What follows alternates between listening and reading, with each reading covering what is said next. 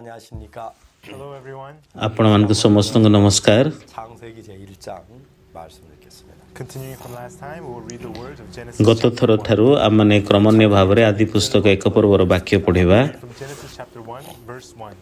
ଆମମାନେ ଆଦି ପୁସ୍ତକ ଏକ ପର୍ବର ବାକ୍ୟ ଠାରୁ ଏକ ପଦରୁ ପଢ଼ିବା।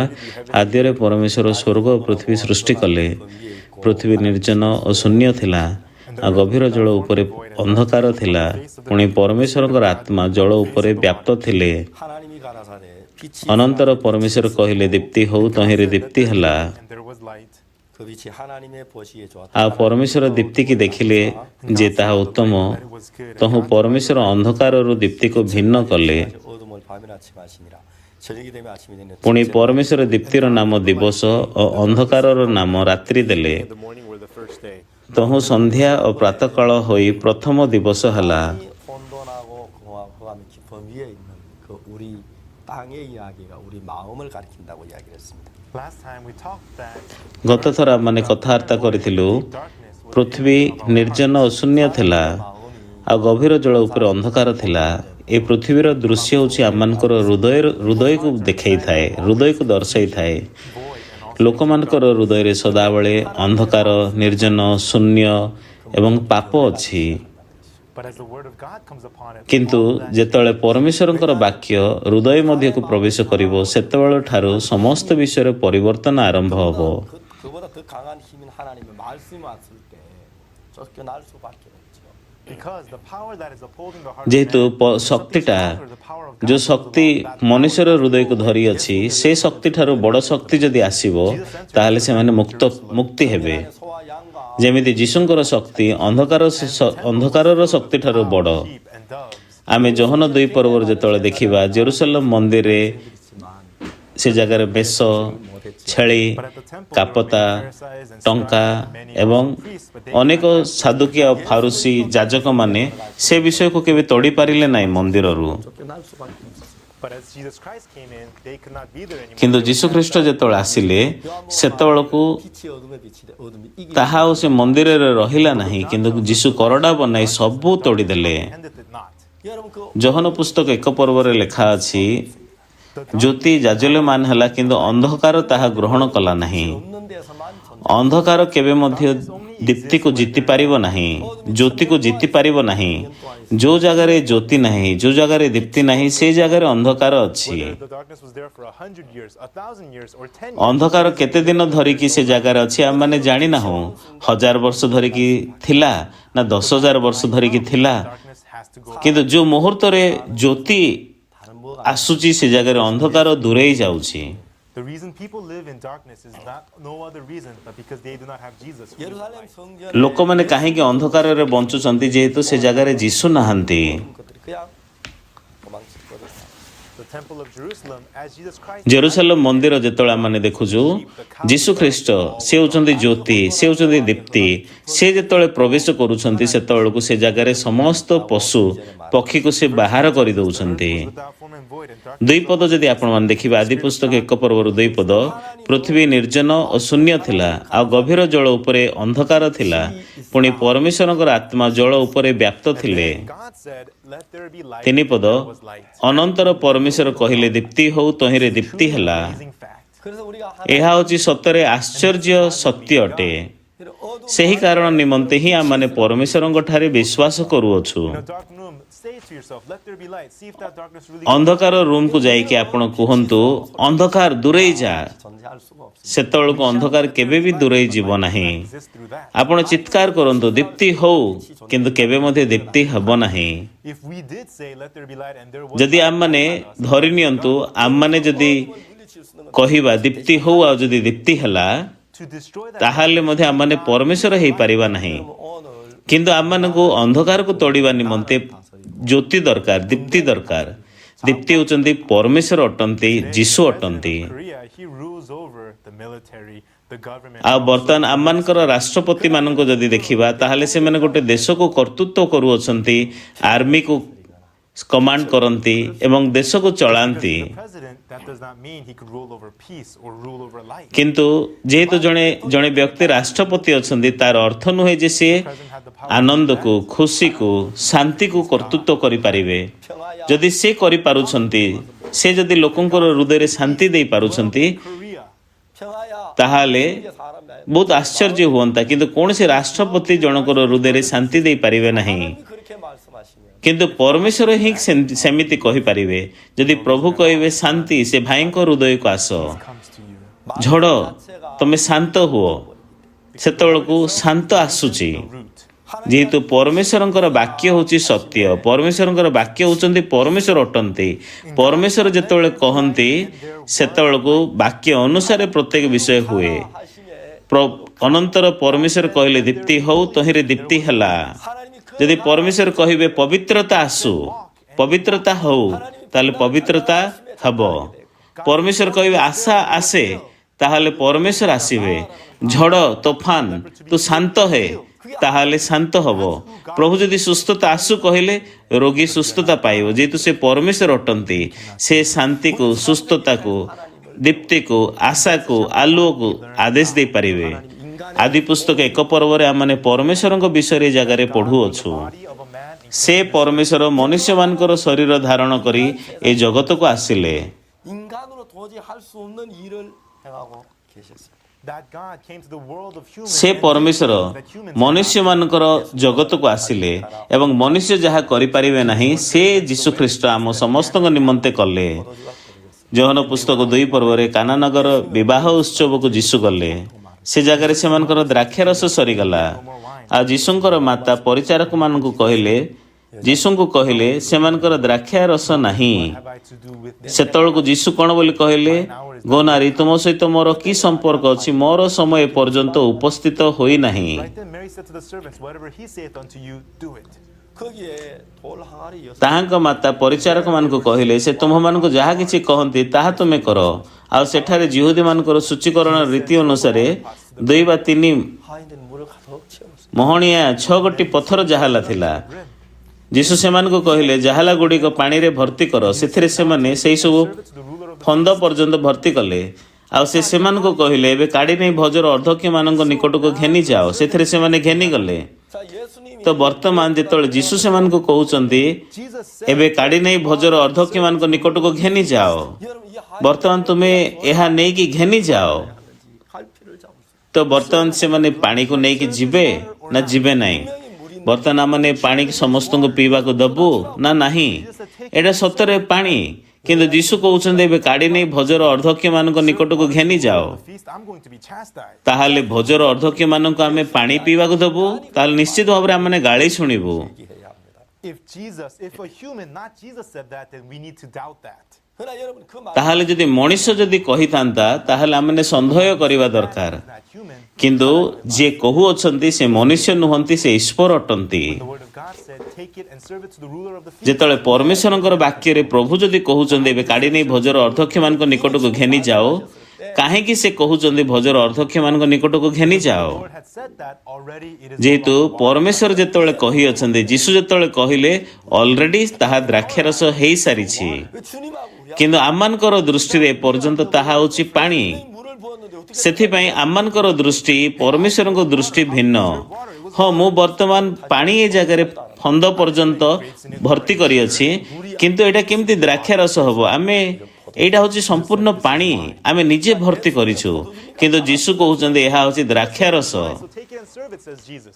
ଆଉ ଯୀଶୁ କହୁଛନ୍ତି ଏହା ହେଉଛି ଦ୍ରାକ୍ଷାରସ, ସେଥିପାଇଁ ତୁମେ କାଢ଼ି ନେଇ ଭୋଜର ଅର୍ଦ୍ଧକ୍ୟମାନଙ୍କୁ ବାଣ୍ଟି ଦିଅ। Burdensome for them. କିନ୍ତୁ ଦାସମାନେ କହୁଛନ୍ତି ଏଇଟା ହେଉଛି ପାଣି, ସେଥିପାଇଁ ସେମାନଙ୍କୁ ବହୁତ ବୋଝ ଲାଗୁଛି କାଢ଼ି ନେଇକି ବାଣ୍ଟିବା ପାଇଁ। That's how 하인들이 ସେ ଯେହେତୁ ପରିଚାରକମାନେ ଯୀଶୁଙ୍କୁ ଜଣେ ସାଧାରଣ ଲୋକଙ୍କ ପରି ଦେଖୁଛନ୍ତି, 너희에게 무슨 말씀 କିନ୍ତୁ ମରିୟମଙ୍କ ଠାରୁ ଯାହା ସେମାନେ ଶୁଣିଥିଲେ 5 ପଦରେ ଯୋହନ 2 ପର୍ବର, ସେ ପରିଚାରକମାନେ ମନେ ପକାଇଲେ, ସେ ତୁମ୍ଭମାନଙ୍କୁ ଯାହା କିଛି କହନ୍ତି ତାହା କର। 인간의 생각으로 볼 때는 이해가 안 가요. when you hear the word of God with human ଯେତେବେଳେ ଆପଣମାନେ ପରମେଶ୍ୱରଙ୍କର ବାକ୍ୟ ଶୁଣିବେ, ମଣିଷମାନଙ୍କର ଚିନ୍ତା ଅନୁସାରେ ଆପଣମାନେ କେବେ ମଧ୍ୟ ବାକ୍ୟ ବୁଝିପାରିବେ ନାହିଁ। 성경에 그렇게 ଦୀପ୍ତି ହଉ କହିଲେ ଦୀପ୍ତି ହେବ, ଏଇଟା କେମିତି ସମ୍ଭବ? କିନ୍ତୁ ବାଇବଲରେ ଲେଖା ଅଛି, ଅନନ୍ତର ପରମେଶ୍ୱର କହିଲେ ଦୀପ୍ତି ହଉ, ତହିଁରେ ଦୀପ୍ତି ହେଲା। ଦୀପ୍ତି ହେଲା ଲେଖା ହେଇଛି।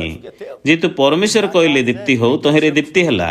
ଯଦି ସେ ପରମେଶ୍ୱର କହୁଛନ୍ତି ବର୍ତ୍ତମାନ ତୁମେ ଭୋଜର ଅର୍ଦ୍ଧକ୍ୟମାନଙ୍କ ନିକଟକୁ କାଢ଼ି ନେଇକି ତୁମେ ଘେନି ଯାଅ, ଯଦି ସେ ପରମେଶ୍ୱର ଝଡ଼ ତୋଫାନକୁ ଶାନ୍ତ ହେଇ କହିଲେ ଝଡ଼ ତୋଫାନ ଶାନ୍ତ ହେବ। Amazing thing about the Bible, ମୁଁ ବାଇବେଲ ପଢ଼ିଲି ଏବଂ ବାଇବେଲ ଯେତେବେଳେ ମୁଁ ପଢ଼ୁଛି ବାଇବେଲ ବହୁତ ଆଶ୍ଚର୍ଯ୍ୟ ଅଟେ। it was accomplished. ଯାହା କିଛି ପରମେଶ୍ୱର କହିଅଛନ୍ତି ସମସ୍ତ ବାକ୍ୟ ସାଧନ ହୋଇଅଛି। One day Jesus told the storm, be calm, be still.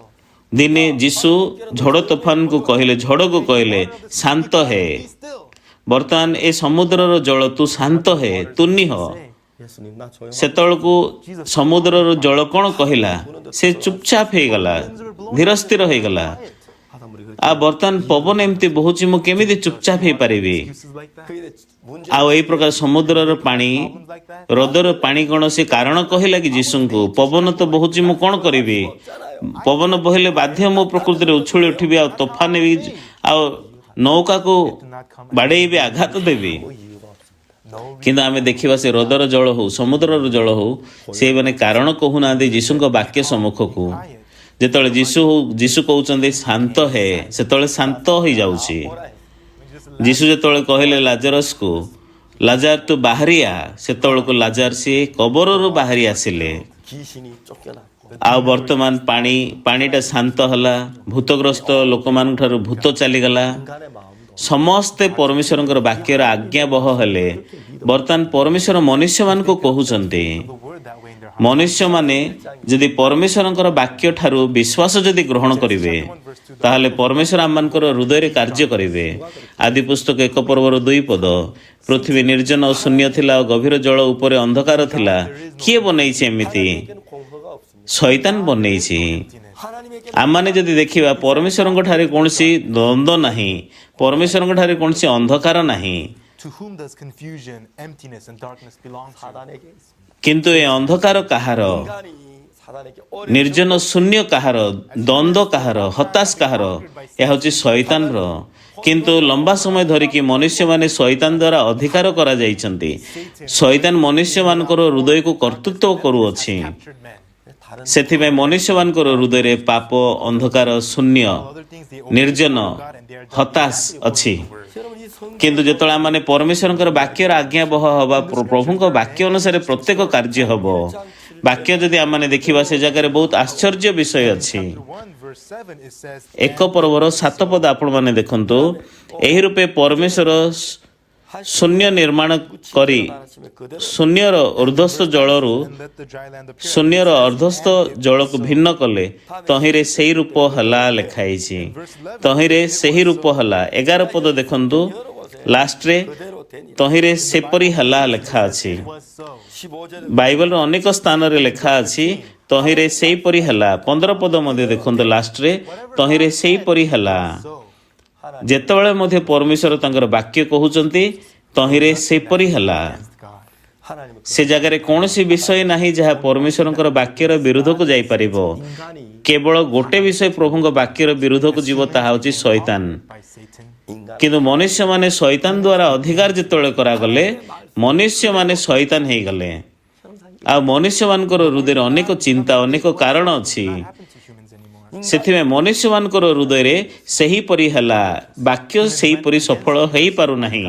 그 말씀대로 그대로 ସେଥିପାଇଁ ମନୁଷ୍ୟମାନେ ଯୀଶୁଙ୍କର ବିରୋଧ କଲେ, ଯେଉଁ ଯୀଶୁ ଈଶ୍ୱରଙ୍କର ରୂପ ଧାରଣ କରିକି ଏ ଜଗତକୁ ଆସିଲେ। 말씀을 거스리고 ପ୍ରଭୁ ଯେତେବେଳେ ବାକ୍ୟ ଦେଲେ ଆଦି ପୁସ୍ତକ 1 ପର୍ବରେ, ତହିଁରେ ସେହିପରି ହେଲା। କିନ୍ତୁ ପରମେଶ୍ୱରଙ୍କର ବାକ୍ୟକୁ, ଯୀଶୁଙ୍କ ବାକ୍ୟକୁ ମନୁଷ୍ୟମାନେ ବିରୋଧ କରୁଛନ୍ତି। 선악을 하게 ସେଥିପାଇଁ ପରମେଶ୍ୱର ମନୁଷ୍ୟମାନଙ୍କୁ କହୁଅଛନ୍ତି, Good and evil ye shall surely ଯଦି ତୁମେ ସତ ସତ ଜ୍ଞାନଦାୟକ ବୃକ୍ଷର ଫଳକୁ ଖାଇବ, ତାହେଲେ ତୁମେ ନିତାନ୍ତ ମରିବ। They did not accept the word of God exactly as it was. 인간은 କିନ୍ତୁ ସେମାନେ ପରମେଶ୍ୱରଙ୍କର ବାକ୍ୟ ଯେପରି ଅଛି ସେପରି ଗ୍ରହଣ କଲେ ନାହିଁ। Exactly as it was. 인간은 하나님의 ଯେହେତୁ ସେମାନେ ପରମେଶ୍ୱରଙ୍କର ବାକ୍ୟ ଯେପରି ଅଛି ସେପରି ଗ୍ରହଣ କରିପାରିଲେ ନାହିଁ, The words of the serpent. ମନୁଷ୍ୟମାନେ 판단을 가지고 ପରମେଶ୍ୱରଙ୍କର ବାକ୍ୟ ଶୁଣିଲେ, ଶୈତାନର ସ୍ୱର ବି ଶୁଣିଲେ। Judgment and followed after their own judgment. ଆଉ ସେମାନେ ଶୈତାନର ବାକ୍ୟକୁ ଶୁଣିକି, ସ୍ୱରକୁ ଶୁଣିକି, ନିଜର ବିଚାରକୁ ବିଶ୍ୱାସ କରିକି ବାକ୍ୟ ପରିତ୍ୟାଗ କଲେ। ମନୁଷ୍ୟମାନେ ପରମେଶ୍ୱରଙ୍କର ବାକ୍ୟକୁ ବାଛିଲେ ନାହିଁ। 자기가 보기에 ସେମାନଙ୍କ ସମ୍ମୁଖରେ ଈଶ୍ୱରଙ୍କ ବାକ୍ୟ ଅଛି, ଶୈତାନର ପ୍ରତାରଣା ଅଛି, ଶୈତାନର ସ୍ୱର ଅଛି। ସେମାନେ ବାଛିଲେ, ଦୁଇଟା ଭିତରୁ ଯୋଉଟା ଭଲ ଲାଗିଲା ସେମାନେ ସେଇଟା ବାଛିଲେ। ମନୁଷ୍ୟମାନେ ପରମେଶ୍ୱରଙ୍କର ବାକ୍ୟକୁ ଶୁଣନ୍ତି, ଆଉ ସେମାନେ ବାକ୍ୟକୁ ବିଚାର କରନ୍ତି। ଏ ବାକ୍ୟ କ'ଣ ସତ କି? ଏ ବାକ୍ୟ କ'ଣ କାମ ଦେବ କି? ମୁଁ ଭାବୁନି ଏ ବାକ୍ୟ କାମ ଦେବ। 암만 성경이 ମୁଁ ଭାବୁନି ଏଇଟା ହେଉଛି ଠିକ୍ 그럴 수가 없어. ହଁ ଏଇଟା ହେଉଛି ବାଇବଲ ଏଇଟା ହେଉଛି ବାକ୍ୟ କିନ୍ତୁ ମୁଁ ଗ୍ରହଣ କରିପାରିବି ନାହିଁ ମୋତେ ଲାଗୁନି ଏଇଟା ଠିକ୍ ଅନେକ ଲୋକମାନଙ୍କ ପାଖରେ ଏ ପ୍ରକାର କୌତୁକିଆ ହୃଦୟ ଆଉ ଚିନ୍ତା ଅଛି ଆଉ ଏହି ପ୍ରକାର ଭାବରେ ମନୁଷ୍ୟମାନେ ନିଜ ବିଷୟରେ ମନେ କରନ୍ତି ସେମାନେ ବହୁତ ଜ୍ଞାନୀ ବହୁତ ଚାଲାକି ଆଉ ସେମାନେ ନିଜର ବିଚାରକୁ ନିଜର ମତକୁ ବିଶ୍ୱାସ କରିକି ରହିଯାଆନ୍ତି ଆଉ ଶୈତାନ ଏପରି ଯେତେବେଳେ ଲୋକମାନଙ୍କୁ ଦେଖିଥାଏ ସେ ବହୁତ ସନ୍ତୁଷ୍ଟ ହେଇଥାଏ ଆଦି ପୁସ୍ତକ 1 ପର୍ବ ଯେତେବେଳେ ଆପଣମାନେ ଦେଖିବେ ସମସ୍ତ ବିଷୟ ପରମେଶ୍ୱରଙ୍କର ବାକ୍ୟର ଆଦେଶ ଅନୁସାରେ ସଫଳ ହେଉଛି 그 하나님 말씀 ଯଦି ଆପଣମାନେ ଚାରିଟି ଆମମାନଙ୍କର ସୁସମାଚାର ପୁସ୍ତକ ଯଦି ପଢ଼ିବେ ଆପଣ ଦେଖିବେ ଯେଉଁମାନେ ପରମେଶ୍ୱରଙ୍କର ବାକ୍ୟ ଯେପରି 한번은 ଆଉ ଯେପରି ପ୍ରଭୁ କହିଲେ ସେହିପରି ଗ୍ରହଣ କଲେ ପରିବର୍ତ୍ତନ ଅଛି କିନ୍ତୁ ଲୋକମାନେ ଅଛନ୍ତି ଯେଉଁମାନେ କି ବାକ୍ୟକୁ ଅଗ୍ରାହ୍ୟ କଲେ ଥରେ ଯୀଶୁ କାପୁର୍ନାହାମକୁ ଆସିଲେ ସେ ଜାଗାରେ ଲୋକମାନେ ଯୀଶୁଙ୍କ ନିକଟରେ ଜଣେ ପକ୍ଷାଘାତୀ ରୋଗୀକୁ ନେଇକି ଆସିଲେ ଆଉ ଯୀଶୁ ସେ ପକ୍ଷାଘାତୀ ରୋଗୀକୁ ଦେଖିକି କହିଲେ ବତ୍ସ ତୁମର ପାପ ସବୁ କ୍ଷମା କରାଗଲା ମାର୍କ 2 ପର୍ବର 5 ପଦରେ କିନ୍ତୁ ଶାସ୍ତ୍ରୀମାନଙ୍କ ମଧ୍ୟରୁ କେତେକ ସେ ସ୍ଥାନରେ ବସି ଆପଣ ମନରେ ଏହା ତର୍କ ବିତର୍କ କରୁଥିଲେ ଏ ଲୋକ 금식하지 않는다. କାହିଁକି ଏପରି କହୁଅଛି 안식일 범 ସେ ଈଶ୍ୱର ନିନ୍ଦା କରୁଅଛି 너희에서 내가 죄인들과 କେବଳ ଜଣକ ବିନା ଅର୍ଥାତ୍ ଈଶ୍ୱରଙ୍କ ବିନା ଆଉ କିଏ ପାପ କ୍ଷମା କରିପାରେ ନାହିଁ 우리 인간들에게 ଆଉ ସେ କାହିଁକି ପାପୀମାନଙ୍କ ସହିତ କରଗ୍ରାହୀମାନଙ୍କ ସହିତ ବସିକି ଖାଉଛନ୍ତି ସେ ପାପିନୀ ସ୍ତ୍ରୀ ତାକୁ କାହିଁକି ଛୁଉଛି ଏମିତି ଲୋକମାନେ ଯୀଶୁଙ୍କୁ ବିରୋଧ କଲେ ଶୈତାନ ପରମେଶ୍ୱରଙ୍କର ବାକ୍ୟର ବିରୋଧ କରେ ସେ ଜାଗାରେ ଅନେକ ଲୋକମାନେ ଅଛନ୍ତି କହନ୍ତି ପରମେଶ୍ୱରଙ୍କୁ ବିଶ୍ୱାସ କରୁଛୁ କିନ୍ତୁ ନିଜର ମାପଦଣ୍ଡକୁ ନେଇକି ସେମାନେ ବାକ୍ୟର ବିରୋଧ କରନ୍ତି ଏହା ହେଉଛି ସତ୍ୟ 38 ବର୍ଷର ପକ୍ଷାଘାତୀ ରୋଗୀ ସେ ହଲି ପାରୁନାହାନ୍ତି ସେ ଚାଲିପାରିବେ ନାହିଁ ତାଙ୍କ ପାଖରେ କେହି ବି ନାହାନ୍ତି କିନ୍ତୁ ଯୀଶୁ ତାଙ୍କୁ କହିଲେ ଉଠ ତୁମର ଖଟିଆ ଘେନିକି ଚାଲ 경험이나 자기의 판단을 믿을 것이냐 예수님 말씀을 받아들인 38 ବର୍ଷର ପକ୍ଷାଘାତୀ ରୋଗୀ ସେ ନିଜର ଏକ୍ସପିରିଏନ୍ସକୁ ବିଶ୍ୱାସ କଲେ ନାହିଁ ନିଜର ଅନୁଭୂତିକୁ ବିଶ୍ୱାସ କଲେ ନାହିଁ ସେ ଯୀଶୁଙ୍କ ବାକ୍ୟକୁ ଗ୍ରହଣ କଲେ ଦୁର୍ଭାଗ୍ୟ ଭାବରେ ଅନେକ ଲୋକମାନେ ସେମାନେ ନିଜର ବିଚାରକୁ ବିଶ୍ୱାସ କରୁଛନ୍ତି ନିଜର ମତକୁ ବିଶ୍ୱାସ କରୁଅଛନ୍ତି 하나님 ତୋ ଦ୍ୱାରା ସେମାନେ କ'ଣ କରିବେ ତୋ ଦ୍ୱାରା ସେମାନେ କ'ଣ କରିପାରିବେ 자기 마음 맞지 않으면 ଆଉ ସେମାନେ ତାଙ୍କ ବିଚାର ଅନୁସାରେ ଯେଉଁ ବାକ୍ୟ ଫିଟିଂ ହେଉଛି ସେ ବାକ୍ୟକୁ ଗ୍ରହଣ କରିବେ କିନ୍ତୁ ତାଙ୍କ ମତରେ ଯଦି ସେ ବାକ୍ୟ ଫିଟିଂ ହେଉନାହିଁ ସେମାନେ ଗ୍ରହଣ କରିବେ ନାହିଁ ମୁଁ ଦେଖିଅଛି ଅନେକ ଲୋକମାନଙ୍କୁ ଏ ପ୍ରକାର ପାପର ସମସ୍ୟା ପାଇଁ 삶의 정말 ଦ୍ୱାରା ଧରାଯାଇଛନ୍ତି ଆସନ୍ତୁ ଆମମାନେ ବାକ୍ୟ ଦେଖିବା ରୋମିଓ ପୁସ୍ତକର ବାକ୍ୟ ଦେଖିବା 로마 ଆଉ ରୋମିଓ ପୁସ୍ତକ 3 ପର୍ବର ଗୋଟେ ବାକ୍ୟ ବହୁତ ମୂଲ୍ୟବାନ ବାକ୍ୟ ରୋମିଓ ପୁସ୍ତକ 3 ପର୍ବର 23 ପଦ ବାକ୍ୟ ସମସ୍ତେ ତ ପାପ କରିଅଛନ୍ତି ପୁଣି ଈଶ୍ୱରଙ୍କ ଗୌରବ ରହିତ ହୋଇଅଛନ୍ତି 24 ପଦ ପୁଣି ସେମାନେ ବିନା ମୂଲ୍ୟରେ ତାହାଙ୍କ ଅନୁଗ୍ରହରେ ଖ୍ରୀଷ୍ଟ ଯୀଶୁଙ୍କଠାରେ ଯେଉଁ ମୁକ୍ତି ଅଛି ତୋ ଦ୍ୱାରା ଧାର୍ମିକ ଗଣିତ ହୁଅନ୍ତି 24 ପଦରେ ବାକ୍ୟରେ କ'ଣ ଲେଖା ଅଛି ରୋମିଓ 3ର ପୁଣି ସେମାନେ ବିନା ମୂଲ୍ୟରେ ତାହାଙ୍କ ଅନୁଗ୍ରହରେ ଖ୍ରୀଷ୍ଟ ଯୀଶୁଙ୍କଠାରେ ଯେଉଁ ମୁକ୍ତି ଅଛି ତୋ ଦ୍ୱାରା ଧାର୍ମିକ ଗଣିତ ହୁଅନ୍ତି 자 여기 성경 ଖ୍ରୀଷ୍ଟ ଯୀଶୁଙ୍କଠାରେ ଯେଉଁ ମୁକ୍ତି ଅଛି ତୋ ଦ୍ୱାରା ଧାର୍ମିକ ଗଣିତ ହୁଅନ୍ତି ଏ ଜାଗାରେ ବାଇବଲ ଆମମାନଙ୍କୁ କ'ଣ କହୁଅଛି ହଁ ସମସ୍ତେ ପାପ କରିଅଛନ୍ତି ପୁଣି ଈଶ୍ୱରଙ୍କ ଗୌରବରୁ ରହିତ ହୋଇଅଛନ୍ତି 하나님의 은혜로 ଖ୍ରୀଷ୍ଟ ଯୀଶୁ ସେମାନଙ୍କର ପାପରୁ ସେମାନଙ୍କୁ ମୁକ୍ତି କରିବା ଦ୍ୱାରା ଅନୁଗ୍ରହ ଦ୍ୱାରା ବିନା ମୂଲ୍ୟରେ ଖ୍ରୀଷ୍ଟ ଯୀଶୁଙ୍କଠାରେ ଯେଉଁ ମୁକ୍ତି ଅଛି ତୋ ଦ୍ୱାରା ଧାର୍ମିକ ଗଣିତ ହୁଅନ୍ତି ହଁ ସେଇ ପ୍ରକାର ମନ୍ଦ ପାପୀମାନଙ୍କୁ ପରମେଶ୍ୱର ଧାର୍ମିକ ଗଣନା କରୁଅଛନ୍ତି 은혜를 근거로 해서 우리를 ସମସ୍ତେ ତ ପାପ କରିଅଛନ୍ତି ପୁଣି ଈଶ୍ୱରଙ୍କ ଗୌରବ ରହିତ ହୋଇଅଛନ୍ତି ପୁଣି ସେମାନେ ବିନା ମୂଲ୍ୟରେ ତାହାଙ୍କ ଅନୁଗ୍ରହରେ ଖ୍ରୀଷ୍ଟ ଯୀଶୁଙ୍କଠାରୁ ଯେଉଁ ମୁକ୍ତି ଅଛି ତୋ ଦ୍ୱାରା ଧାର୍ମିକ ଗଣିତ ହୁଅନ୍ତି 사람들 ଅନେକ ଲୋକମାନେ ବାଇବଲର ଏହି ବାକ୍ୟକୁ ପଢ଼ନ୍ତି 말씀을 받아 ଯଦ୍ୟପି ଲୋକମାନେ ବାଇବଲର ଏହି ବାକ୍ୟକୁ ପଢ଼ନ୍ତି କିନ୍ତୁ ଗ୍ରହଣ କରିବା ପରିବର୍ତ୍ତେ ବାକ୍ୟକୁ ଗ୍ରହଣ କରିବା ପରିବର୍ତ୍ତେ ଚିନ୍ତାକୁ ଗ୍ରହଣ କରୁଛନ୍ତି କେମିତି ମୁଁ ଧାର୍ମିକ ହୋଇପାରିବି ମୁଁ ଜଣେ କଦର୍ଯ୍ୟ ପାପୀ ମୁଁ ଜଣେ ପାପୀ ହଁ ମୁଁ ଏ ପାପ ଥାଉ ଥାଉ ମୁଁ କେମିତି କହିପାରିବି ମୁଁ ଧାର୍ମିକ ଏହା ହେଉଛି ସତରେ ଅସମ୍ଭବ। If I say that I'm righteous, that's ଯଦି ମୁଁ କହିବି ମୁଁ ଧାର୍ମିକ ତାହେଲେ ମୁଁ ହେଉଛି ବହୁତ ଦାମ୍ଭିକ। ନା, ମୁଁ ହେଉଛି ପାପୀ। ପାପୀ କହିବା ହେଉଛି ନମ୍ରତା। ଗତକାଲି ମୁଁ ପାପ କରିଥିଲି, ଆଜି ମଧ୍ୟ ପାପ କରିବି, ଏହା ହେଉଛି ସତ୍ୟ। ମୁଁ ହେଉଛି ପାପୀ। ହେ ପ୍ରଭୁ, ମୋର ପାପ କ୍ଷମା କର। ଏହିପରି ଭାବରେ ଅନେକ ଲୋକମାନେ ବାଇବେଲକୁ ପଢ଼ିକି ସେମାନେ ପ୍ରାର୍ଥନା କରୁଛନ୍ତି। going against the word of God. ସେମାନେ ପରମେଶ୍ୱରଙ୍କର ବାକ୍ୟର ବିରୋଧ କରୁଅଛନ୍ତି। ବର୍ତ୍ତମାନ ଏହି ସ୍ଥାନରେ ପରମେଶ୍ୱରଙ୍କର ବାକ୍ୟ କ'ଣ କହୁଅଛି? ପରମେଶ୍ୱର ଆମମାନଙ୍କୁ ଧାର୍ମିକ ଗଣନା କରିଅଛନ୍ତି। ପରମେଶ୍ୱର ଆମମାନଙ୍କୁ ଧାର୍ମିକ କହିକି ଡାକୁଅଛନ୍ତି। କିନ୍ତୁ ଆପଣମାନେ ସମସ୍ତେ ନିଜର ଚିନ୍ତାକୁ ତଳେ ଥୋଇ ଦିଅନ୍ତୁ, ତଳେ ଚିନ୍ତା ପକାଇ ଦିଅନ୍ତୁ। ପ୍ରଭୁ, ଆପଣ ମୋତେ ଧାର୍ମିକ କହୁଛନ୍ତି କି? ମୋ ପରି କଦର୍ଯ୍ୟ ପାପୀକୁ ଧାର୍ମିକ ଗଣନା କରୁଛନ୍ତି କି ପ୍ରଭୁ? ବହୁତ ଧନ୍ୟବାଦ ପ୍ରଭୁ। ଏଭଳି ଭାବରେ ଲୋକମାନେ ବାକ୍ୟକୁ ଗ୍ରହଣ କରୁନାହାନ୍ତି। ପରମେଶ୍ୱର କହୁଅଛନ୍ତି ସେ ଆମମାନଙ୍କର ପାପ ସ୍ମରଣ କରିବେ ନାହିଁ। Like the clouds blot away, like the fogs that disappear, he disappeared our sins. ସେ ଆମମାନଙ୍କର ପାପ, ଆମମାନଙ୍କର ଅଧର୍ମକୁ ମେଘ ପରି ମାର୍ଜନା କରିଅଛନ୍ତି। 우리의 죄악을 하며 그가 산 우리의 허물이라며 그가 찌른 우리의 죄악을 하며 Says he was wounded for our transgressions, he is striped for our iniquity. ଯିଶାୟା ପୁସ୍ତକ 53 ପର୍ବର 5 ପଦରେ ଲେଖା ହେଇଛି, ସେ ଆମମାନଙ୍କର ଅପରାଧ ନିମନ୍ତେ କ୍ଷତ ବିକ୍ଷତ ହେଲେ, ଆମମାନଙ୍କର ଅଧର୍ମ ନିମନ୍ତେ ସେ ଚୂର୍ଣ୍ଣ ହେଲେ। That he was wounded and was hung on the cross for our iniquities, for ଆଉ our ସେ କ୍ଷତ ବିକ୍ଷତ ହେଲେ ଆମମାନଙ୍କର ପାପ ନିମନ୍ତେ ତାହାଙ୍କ କ୍ରୁଶରେ କ୍ରୁଶାର୍ପିତ କରାଗଲା। cross. 우리의 죄가 ପ୍ରଭୁ କ୍ରୁଶରେ ଯୀଶୁ ବୁହାଇଥିବା ରକ୍ତକୁ ଦେଖୁଛନ୍ତି। But our sins have been made as ଆଉ ସେ ଆମମାନଙ୍କୁ କହୁଅଛନ୍ତି, ସେ ଆମମାନଙ୍କୁ ଧାର୍ମିକ ଗଣନା କରୁଅଛନ୍ତି, ଆମମାନଙ୍କର ପାପକୁ କ୍ଷମା କରିସାରିଅଛନ୍ତି। ଆମମାନେ ଏହି ପ୍ରକାର ଭାବରେ ପରମେଶ୍ୱରଙ୍କର ଅନେକ ବାକ୍ୟକୁ ଶୁଣିଅଛୁ। the Bible says that I'm righteous. 예수님 ଯଦିଓ ବି ବାଇବଲ ଆମମାନଙ୍କୁ କହୁଅଛି ଆମମାନେ ଧାର୍ମିକ, I remember my sin. 하나님 내 죄를 ଯଦିଓ ବି ଯୀଶୁ କହୁଅଛନ୍ତି ସେ ଆମମାନଙ୍କର ପାପ ସ୍ମରଣ କରନ୍ତି ନାହିଁ, As white as snow. ଯଦିଓ ବି ପରମେଶ୍ୱରଙ୍କର ବାକ୍ୟ କହୁଅଛି ହିମ ପରି ଆମମାନଙ୍କର ପାପକୁ ଶୁକ୍ଳବର୍ଣ୍ଣ କରିଅଛନ୍ତି, ଏହା ହେଉଛି ବାଇବଲ। 성경 말씀 କିନ୍ତୁ ଆମମାନଙ୍କ ଚିନ୍ତା ଅନୁସାରେ ଆମେ କ'ଣ ଭାବୁଛୁ? ସତରେ ମୁଁ କ'ଣ ଧାର୍ମିକ କି? ସେମାନେ ପରମେଶ୍ୱରଙ୍କର ବାକ୍ୟର ବିଚାରକୁ ସାଇଡରେ ରଖିଦେଉଛନ୍ତି। ଆଉ ମୁଁ ଯେତେବେଳେ ନିଜକୁ ଦେଖେ ମୋତେ ଲାଗୁନି ମୁଁ ଧାର୍ମିକ, ହଁ ମୁଁ ଜଣେ ପାପୀ। They say, Lord, ଆଉ ସେମାନଙ୍କର ବିଚାର ଅନୁସାରେ ସେମାନେ ପ୍ରାର୍ଥନା କରି କହନ୍ତି, ହେ ପ୍ରଭୁ ମୁଁ ଜଣେ ପାପୀ। believe in God. 왜 그렇습니까?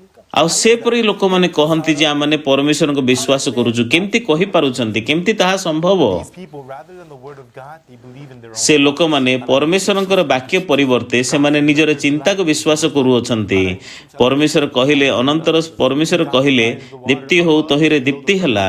같이 시간 ଆଉ ପରମେଶ୍ୱର ଏଇ ଜାଗାରେ ଆମମାନେ ଦେଖିବା, ପରମେଶ୍ୱର ଯେପରି କହିଲେ ସେହିପରି ହେଉଅଛି। From the earth. 예수님 ପରମେଶ୍ୱର ଅନେକ ବିଷୟ ପୃଥିବୀରେ ଉତ୍ପନ୍ନ କରାଉଅଛନ୍ତି। Behind thee. 그러니까 ଆଉ ଯୀଶୁ କହିଲେ ଶୈତାନ ମୋ ଠାରୁ ଦୂର ହ। 사탄은 이 ଆଉ ଶୈତାନ ଦୂରେଇ ଗଲା। Satan leave this man and Satan left. ଆଉ ଶୈତାନ ତ ଏ ଲୋକଠାରୁ ବାହାରି ପଡ଼େ, ମନ୍ଦ ଆତ୍ମା ତ ବାହାରେ। 잔잔해 ସେ ଲୋକଠାରୁ ମନ୍ଦ ଆତ୍ମା ଶୈତାନ ବାହାରିଗଲା। ଯୀଶୁ ଯେତେବେଳେ କହିଲେ 38 ବର୍ଷର ପକ୍ଷାଘାତୀ ରୋଗୀକୁ ଉଠ ତୋର ଖଟିଆ ଘେନିକି ଚାଲେ, ସେ ଉଠିକି ଚାଲିଲା। ଯୀଶୁ ସମୁଦ୍ରକୁ କହିଲେ ତୁନି ହ, ଶାନ୍ତ ହେ, ଢେଉ ଶାନ୍ତ ହେଇଗଲା। ସମସ୍ତ ବିଷୟ ଯୀଶୁଙ୍କ ବାକ୍ୟକୁ, ପ୍ରଭୁଙ୍କ ବାକ୍ୟକୁ ମାନୁଛନ୍ତି, ଆଜ୍ଞାବହ ହେଉଛନ୍ତି। କିନ୍ତୁ ଶୈତାନ କେବଳ ମଣିଷ ଯେହେତୁ ଫଳ ଖାଇଛନ୍ତି, ଶୈତାନ ଅଛି, ସେହି କାରଣ ପାଇଁ ମନୁଷ୍ୟମାନେ ପରମେଶ୍ୱରଙ୍କର ବାକ୍ୟର ବିଚାରକୁ ଗ୍ରହଣ କରୁନାହାନ୍ତି। ସେଥିପାଇଁ ଆମମାନଙ୍କ ଚିନ୍ତା ଅନୁସାରେ, ଆମମାନଙ୍କର ବିଚାର ଅନୁସାରେ ଆମମାନେ ବାକ୍ୟର ଭିନ୍ନ, ପ୍ରଭୁଙ୍କ ଠାରୁ ଭିନ୍ନ ବିଚାର କରୁଅଛୁ। ଆମମାନେ କେମିତି କହିପାରିବା ମୁଁ ଧାର୍ମିକ? ଯଦି ବି ବାକ୍ୟରେ ଲେଖା ଅଛି, ତଥାପି ଲୋକମାନେ ନିଜର ମତ, ନିଜର ଚିନ୍ତା କହିଥାନ୍ତି। ସେଥିପାଇଁ ସେମାନେ ପରମେଶ୍ୱରଙ୍କର ବାକ୍ୟକୁ ବିଶ୍ୱାସ କରୁନାହାନ୍ତି, ନିଜର ବିଚାରକୁ ବିଶ୍ୱାସ କରୁଛନ୍ତି। ସେମାନେ ପ୍ରଭୁଙ୍କୁ ବିଶ୍ୱାସ କରୁନାହାନ୍ତି, ନିଜକୁ ବିଶ୍ୱାସ କରୁଛନ୍ତି। ଆଜି ଅନେକ ଲୋକମାନେ ବାହିକ ଭାବରେ କେବଳ ବାଇବଲକୁ ପଢ଼ୁଛନ୍ତି। As if the Bible is just for your information and they make all the ଆଉ ବାଇବଲ ହେଉଛି ଗୋଟେ ଖବର ପୁସ୍ତକ ଭାବରେ ଲୋକମାନେ ଜ୍ଞାନ ପଢ଼ୁଛନ୍ତି, ଜ୍ଞାନକୁ ପଢ଼ିଲା ପରି, କାହାଣୀକୁ ପଢ଼ିଲା ପରି। their sins have been washed or not. They do not open କିନ୍ତୁ ଆପଣଙ୍କର ପାପ ଧୁଆଯାଇଛି ନା ନାହିଁ, କ୍ଷମା କରାଯାଇଛି ନା ନାହିଁ, ତାହା ବାଇବଲ ଖୋଜିକି ଲୋକମାନେ ଦେଖୁନାହାନ୍ତି। କିନ୍ତୁ ସେମାନେ ନିଜର ମନକୁ ପଚାରୁଛନ୍ତି, ନିଜର ଫିଲିଂକୁ ପଚାରୁଛନ୍ତି, ସତରେ ମୋର ପାପ ଚାଲିଯାଇଛି ନା ନାହିଁ, ମୋତେ କେମିତି ଲାଗୁଛି? ସେମାନେ ନିଜର ମନକୁ ଦେଖିଥାନ୍ତି, ନିଜର ଚିନ୍ତା ଅନୁସାରେ, ନିଜର ମତ ଅନୁସାରେ। God, he is the king. 하나의 빛이 କିନ୍ତୁ ସମସ୍ତ ବିଷୟରେ ପରମେଶ୍ୱର ହେଉଛନ୍ତି ରାଜା ଅଟନ୍ତି। ପରମେଶ୍ୱର କହିଅଛନ୍ତି ଦୀପ୍ତି ହଉ, ତହିଁରେ ଦୀପ୍ତି ହେଲା। ଏହା କେତେ ଆଶ୍ଚର୍ଯ୍ୟମୟ! ପ୍ରଭୁଙ୍କ ବାକ୍ୟ ଅନୁସାରେ ପ୍ରତ୍ୟେକ ବିଷୟ ହେଉଅଛି। ଆମମାନେ ସେହି ପ୍ରକାର ଲୋକ ହେବା ଉଚିତ। परमेश्वर ଯାହା କହୁଛନ୍ତି ତାହା ଆମେ ଗ୍ରହଣ କରିବା ବ୍ୟକ୍ତି ପ୍ରଭୁ କହୁଛନ୍ତି ତୁମେ ଧାର୍ମିକ ନା ନା ନା ନା ପ୍ରଭୁ ମୁଁ ପାପୀ then this person ତାହେଲେ ଆପଣଙ୍କର ହୃଦୟ ପରମେଶ୍ୱରଙ୍କର ହୃଦୟ ଠାରୁ ଭିନ୍ନ ହୃଦୟ ଅଛି ଯଦି ପରମେଶ୍ୱର ଆପଣଙ୍କୁ କହୁଛନ୍ତି ଆପଣ ଧାର୍ମିକ 죄인은 의롭다고 하셨습니까? ସତରେ ମୋ ପରି ପାପୀ ଲୋକଙ୍କୁ ପ୍ରଭୁ ଆପଣ ଧାର୍ମିକ କହୁଛନ୍ତି କି I believe in you. ପ୍ରଭୁ ମୁଁ ଆପଣଙ୍କୁ ବିଶ୍ୱାସ କରିବି Lord, there's no way ପରମେଶ୍ୱର ଆପଣଙ୍କର ବିଚାରରେ କୌଣସି ଭୁଲ ନାହିଁ କୌଣସି ଅନ୍ୟାୟ ନାହିଁ ପ୍ରଭୁ ଆପଣ ମୋତେ ଧାର୍ମିକ ଡାକୁଛନ୍ତି କି ପ୍ରଭୁ ମୁଁ ଆପଣଙ୍କୁ ବିଶ୍ୱାସ କରିବି ପ୍ରଭୁ ଏହା ବହୁତ ହୃଦୟସ୍ପର୍ଶୀ ବହୁତ ଧନ୍ୟବାଦ ପରମେଶ୍ୱର ଏହି ପ୍ରକାର ହେଉଛି କହିବା ଗ୍ରହଣ କରିବା ହେଉଛି ବିଶ୍ୱାସ ଅଟେ God said, man with ପ୍ରଭୁ ଯେପରି 38 ବର୍ଷର ପକ୍ଷାଘାତୀ ରୋଗୀ କହିଲେ ଉଠ ତମର ଖଟିଆ ଘେନିକି ଚାଲ what did you say? Did you tell me to ପ୍ରଭୁ ଆପଣ କ'ଣ କହିଲେ ଉଠିକି ଚାଲିବା ପାଇଁ କହିଲେ I will walk. ତାହେଲେ ମୁଁ ଉଠିବି ପ୍ରଭୁ ମୁଁ ଚାଲିବି ପ୍ରଭୁ ପ୍ରଭୁ ଯଦି ଆପଣ କହୁଛନ୍ତି ତାହେଲେ ମୁଁ କରିବି ପ୍ରଭୁ ମୁଁ ଚାଲିବା ପାଇଁ ଚାହୁଁଛି 마른 막대기처럼 움직이지 않았는데 My legs were like matchsticks. They were so skinny they could not move. ଆଉ ମୋ ଗୋଡ଼ ଯାକ ପୁରା ମାଚିସ୍ କାଠି ପରି Word, I will walk. 그때 역사가 କିନ୍ତୁ ପ୍ରଭୁ ଆପଣଙ୍କର ବାକ୍ୟ ଅନୁଯାୟୀ ମୁଁ ଚାଲିବି ଆଉ ଏହି ପ୍ରକାର ଭାବରେ ପରମେଶ୍ୱରଙ୍କର କାର୍ଯ୍ୟ ଜାଗ୍ରତ ହେଲା ଯୋହନ 5 ପର୍ବରେ କିନ୍ତୁ ଆମେ ନିଜେ ପରୀକ୍ଷା କରିବା ପାଇଁ ଚାହୁଁଛୁ ସମ୍ଭାବନା ନାହିଁ ଦେଖିବା ପାଇଁ ଚାହୁଁଛୁ କିନ୍ତୁ ଆପଣମାନେ ନିଜର ଅନୁଭୂତି ଅନୁସାରେ ବଞ୍ଚନ୍ତୁ ନାହିଁ Experience. ଯଦ୍ୟପି ଆପଣଙ୍କର ଜ୍ଞାନ ଅନୁଭୂତି ଠାରୁ ଈଶ୍ୱରଙ୍କ ବାକ୍ୟ ଭିନ୍ନ ଅଟେ କିନ୍ତୁ ସର୍ବଦା ଆପଣମାନେ ପରମେଶ୍ୱରଙ୍କର ବାକ୍ୟକୁ ନିଜର ହୃଦୟରେ ଗ୍ରହଣ କରନ୍ତୁ ଯେତେବେଳେ ଆପଣ ନିଜର ଦୃଷ୍ଟି ଦ୍ୱାରା ନିଜକୁ ଦେଖିବେ ଆପଣମାନେ ପାପୀ ଅଟନ୍ତି କିନ୍ତୁ ଯଦି ପ୍ରଭୁ ଆପଣଙ୍କୁ ଧାର୍ମିକ ଗଣନା କରିଅଛନ୍ତି ତାହେଲେ ଆପଣ ଧାର୍ମିକ ଅଟନ୍ତି ରୋମିଓ ପୁସ୍ତକ 4 ପର୍ବର 5 ପଦ ବାକ୍ୟ ଆମମାନେ ପଢ଼ିବା କେମିତି ଲେଖା ଅଛି 이를 믿는 자의 그의 믿음을 의로울지 But to him that worketh not, but believeth on him that ଏ ଜାଗାରେ ଲେଖା ଅଛି କିନ୍ତୁ ଯେ କର୍ମ ଉପରେ ନିର୍ଭର କରେ ନାହିଁ ମାତ୍ର ଅଧାର୍ମିକକୁ ଧାର୍ମିକ ବୋଲି ଯେଉଁ ଗଣନା କରନ୍ତି ତେବେ ତାହା ପକ୍ଷରେ ତାହାର ବିଶ୍ୱାସ ଧାର୍ମିକତା ବୋଲି ଗଣିତ ହୁଏ ପ୍ରଭୁ ଅଧାର୍ମିକକୁ ଧାର୍ମିକ ବୋଲି ଗଣନା କରନ୍ତି କାହିଁକି ଯେହେତୁ ଯୀଶୁ ଅଧାର୍ମିକମାନଙ୍କ ନିମନ୍ତେ ମୃତ୍ୟୁ ଭୋଗ କରିଅଛନ୍ତି ଯଦି ଆପଣମାନେ ଈଶ୍ୱରୀୟ ଲୋକମାନଙ୍କୁ ଧାର୍ମିକ ଲୋକଙ୍କୁ ଧାର୍ମିକ ଯଦି କହିବେ ତାହା ହେଉଛି ଅଦରକାରୀ କିନ୍ତୁ ଅଧାର୍ମିକମାନଙ୍କୁ ଧାର୍ମିକ ବୋଲି ଗଣନା କରନ୍ତି ତାହା ହେଉଛି ବିଶ୍ୱାସ ଅଟେ ଆଉ ତାହାର ବିଶ୍ୱାସ ତାହା ପକ୍ଷରେ ତାହାର ବିଶ୍ୱାସ ଧାର୍ମିକତା ବୋଲି ଗଣିତ ହୁଏ ଲେଖା ଅଛି 말해주고 있습니다. the book of Genesis, the creation of heaven and ଆଦି ପୁସ୍ତକରେ ପରମେଶ୍ୱରଙ୍କର 창세기 ପୃଥିବୀ ଆଉ ସ୍ୱର୍ଗର ସୃଷ୍ଟି ବିଷୟରେ ଲେଖା ଅଛି listen to these words on Genesis. ଯେତେବେଳେ ଆପଣମାନେ ଏହି ଆଦି ପୁସ୍ତକର ବାକ୍ୟକୁ ଆପଣମାନେ ଶୁଣୁଛନ୍ତି ବର୍ତ୍ତମାନ Also soak in ମୁଁ ଆଶା କରେ ଆପଣମାନଙ୍କର ହୃଦୟରେ ମଧ୍ୟ ଆଦି ପୁସ୍ତକ ସମ୍ପୂର୍ଣ୍ଣ ଆପଣମାନେ ଆଦି ପୁସ୍ତକରେ ବୁଡ଼ିଯିବେ your own heart, but on the side of ଆପଣମାନେ ନିଜର ହୃଦୟର ପକ୍ଷରେ ଛିଡ଼ା ନ ହୋଇ ଆପଣମାନେ ପରମେଶ୍ୱରଙ୍କର ବାକ୍ୟର ପକ୍ଷରେ ଛିଡ଼ା ହୁଅନ୍ତୁ ତାହେଲେ ଆପଣମାନେ ସମସ୍ତେ ପରମେଶ୍ୱରଙ୍କର କାର୍ଯ୍ୟର ଅନୁଭୂତି ପାଇବେ without form and void and in darkness. ଯେପରି ପୃଥିବୀ ନିର୍ଜନ ଶୂନ୍ୟ ଅନ୍ଧକାର ଥିଲା କିନ୍ତୁ ଏହି ପ୍ରକାର ପୃଥିବୀଟା ପରିବର୍ତ୍ତନ ହେଉଛି ସେଭଳି ଭାବରେ ଯେକୌଣସି ପାପରେ ଆପଣ ଥାଆନ୍ତୁ ନା କାହିଁକି ଏ ବାକ୍ୟକୁ ଆପଣ ଗ୍ରହଣ କରନ୍ତୁ ତାହେଲେ ଆପଣମାନେ ଫୁଲ ଫୁଟିବେ ଫଳ ଫଳିବେ Your hearts will be changed into a beautiful garden. ଆପଣମାନଙ୍କର ହୃଦୟ ପ୍ରଭୁଙ୍କର ସୁନ୍ଦର ଉଦ୍ୟାନ ଭାବରେ ପରିବର୍ତ୍ତନ ହେଇଯିବ ସେ ଜାଗାରେ ସୁନ୍ଦର ଫୁଲ ଫୁଟିବ ଆଜି ଆମମାନେ ଏତିକି କଥା ହେବା ବହୁତ ବହୁତ ଧନ୍ୟବାଦ ଆସନ୍ତା ଥର ଆଉ ଥରେ ଆପଣମାନଙ୍କ ସହିତ ମୁଁ ଭେଟ ହେବି ନମସ୍କାର